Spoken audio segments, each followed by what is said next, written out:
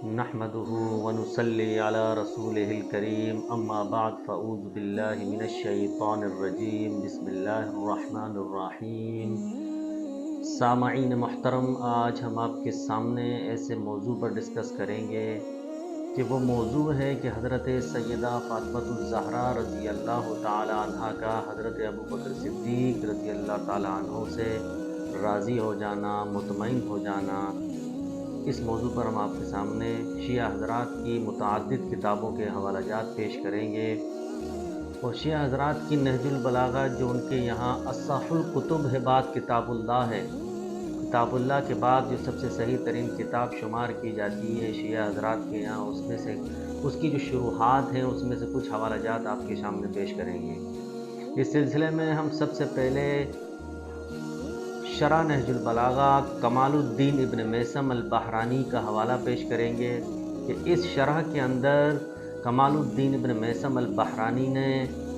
جو روایت نقل کی ہے سیدہ کے بارے میں اور حضرت ابوبکر صدیق کے بارے میں، کہ حضرت ابوبکر صدیق جب سیدہ علیل ہوئی ہیں، بیمار ہوئی ہیں، تو ان کے گھر تشریف لے گئے۔ ابوبکر صدیق جب ان کے گھر تشریف لے گئے تو وہاں ان کا مکالمہ ہوا، تو اس مکالمے سے یہ بات ثابت ہو جاتی ہے کہ جو وہ روایت پیش کی جاتی ہے کہ سیدہ ناراض ہو گئیں اور سیدہ نے کلام کرنا ترک کر دیا، تو یہ روایت اس روایت کی نفی کر رہی ہے، کہ اس روایت سے یہ ثابت ہوتا ہے کہ حضرت ابوبکر صدیق سے سیدہ نے کلام بھی فرمایا اور آپ ان سے راضی بھی ہوئیں۔ اس سلسلے میں ہمارا پہلا حوالہ ہے کمال الدین ابن میثم البحرانی کی شرح ہے نہج البلاغہ کی، اور قدیم شرح ہے یہ، شیعہ حضرات کے یہاں بڑی مستند اور بڑی معتبر مانی جاتی ہے۔ کمال الدین ابن میثم البحرانی اپنی نہج البلاغہ کی شرح کے اندر یہ الفاظ لکھتے ہیں کہ سیدہ کا حضرت ابوبکر سے عہد لے لینا اور ان سے راضی ہو جانا یہ ثابت ہے۔ فرضیت بذالک کے الفاظ نہج البلاغہ ابن ابی الحدید کے اندر بھی یہ موجود ہے۔ اسی طریقے سے شیعہ حضرات کی ایک اور نہج البلاغہ ہے جس کا نام الدرۃ النجفیہ نہج البلاغہ، یہ ابراہیم بن حسین دملی الخوئی کی لکھی ہوئی ہے، قدیم نسخہ ہے یہ، اور مطبوعہ تہران کی یہ چھپی ہوئی ہے۔ اس کے صفحہ نمبر 332 پر ذکر فدق کے بارے میں عثمان بن حنیف الانصاری کے باب میں وہ ذکر کرتے ہیں کہ فرضیت بذالک، کہ فاطمہ الزہرا حضرت ابوبکر صدیق سے راضی ہو گئیں، مطمئن ہو گئیں، اور آپ سے عہد بھی لے لیا۔ آپ سے عہد لے لیا، کس چیز کا عہد لے لیا؟ کہ جس طرح میرے ابا جان یعنی کہ نبی پاک صلی اللہ علیہ وسلم فدق کی آمدنی سے خرچہ ہمارے لیے نکالتے تھے اور بقیہ تقسیم فرما دیتے تھے، کہ آپ اس نظام کو اسی طرح چلائیں گے؟ تو حضرت ابوبکر صدیق نے فرمایا میں اس نظام کو اسی طرح چلاؤں گا جس طرح آپ کے ابا جان چلاتے تھے۔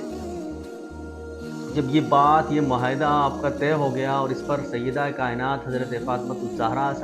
سلام اللہ علیہا نے آپ سے عہد لے لیا، فرضیت بذالک کے الفاظ ہیں، تو آپ ان سے راضی ہو گئی۔ جب ان روایات سے پتہ چلتا ہے کہ سیدہ کائنات فاطمہ الزہرا سلام اللہ علیہا آپ سے جب راضی ہو گئی ہیں، تو آج اگر ان روایات کو اچھال کر انتشار پیدا کیا جائے، افتراق پیدا کیا جائے اور ان روایات کو دبایا جائے، ان روایات کو محراب اور منبر کی زینت نہ بنایا جائے، نہ اپنی مجالسوں میں ان روایتوں کو سنایا جائے، نہ اپنی تقریروں میں، نہ اپنے خطابات میں یہ عوام الناس کو بتایا جائے اور اس کو چھپایا جائے، تو اس سے تو معاشرے میں بدامنی پھیلانا بند ہو جاتا ہے۔ حضرت سیدہ کائنات کے بارے میں یہ کہنا کہ سیدہ ناراض ہو گئیں اور آپ نے وفات تک کلام نہیں کیا، یہ تو اس روایت کی نفی کر رہی ہے۔ یہ روایت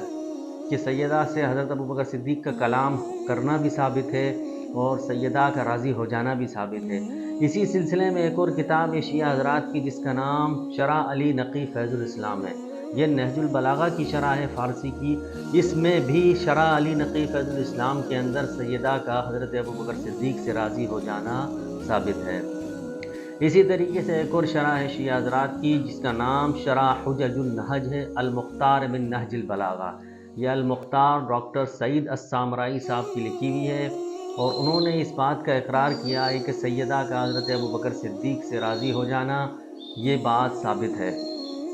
اسی طریقے سے الملل والنحل امام شارستانی کی کتاب ہے، وہ اپنے اس کتاب کے اندر مختلف اختلافات کا ذکر کرتے ہیں۔ جہاں وہ مختلف اختلافات کا ذکر کرتے ہیں وہاں انہوں نے اس بات کو بھی ثابت کیا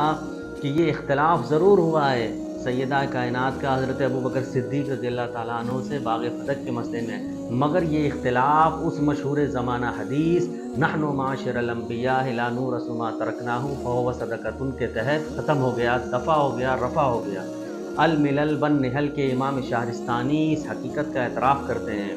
کہ یہ اختلاف ختم ہو گیا اور یہ سیدہ راضی ہو گئیں۔ اسی طریقے سے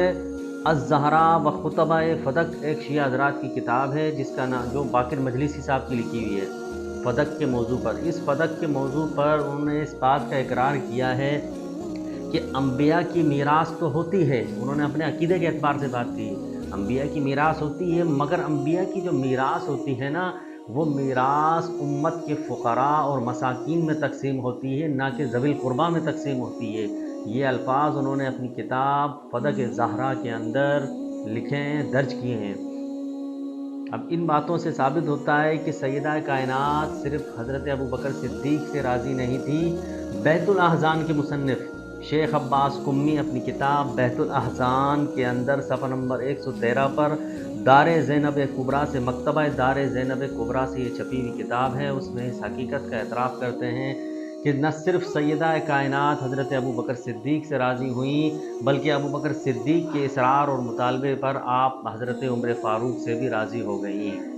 اللہ تبارک و تعالی ہمیں کمال الدین ابن میثم البحرانی کی شرح ابن ابی الحدید، شرح الدرۃ النجفیہ، شرح علی نقی فیض الاسلام، شرح حجج النحج، الملل والنحل، الزہراء و خطبہ فدق اور بیت الاحزان جیسی کتابوں کو پڑھ کر اور اس میں جو روایات لکھی ہیں اس کو سمجھنے کی اور سمجھ کر اس پر عمل پیرا ہونے کی توفیق عطا فرمائے۔